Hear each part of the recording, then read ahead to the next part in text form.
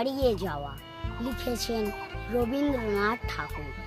ছোট্ট আমার মেয়ে সঙ্গিনীদের ডাক শুনতে পেয়ে সিঁড়ি দিয়ে নিচের তলায় যাচ্ছিল সে নেমে, অন্ধকারে ভয়ে ভয়ে থেমে থেমে।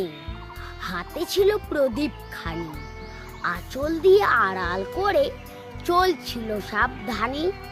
আমি ছিলাম ছাতে, তারায় ভরা চৈত্র মাসের রাতে। হঠাৎ মেয়ের কান্না শুনে উঠে দেখতে গেলাম ছুটে। সিঁড়ির মধ্যে যেতে যেতে প্রদীপটা তার নিভে গেছে বাতাসেতে। সুধাই তারে কি হয়েছে বামি, সে কেঁদে কয় নিচে থেকে হারিয়ে গেছি আমি।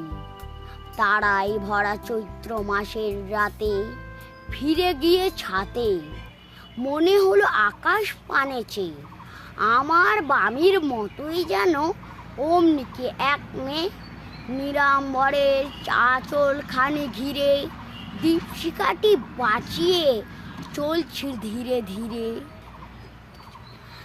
দেন নিত্য যদি আলো যদি হঠাৎ যেত থামি, আকাশ জুড়ে কেঁদে হারিয়ে গেছি আমি।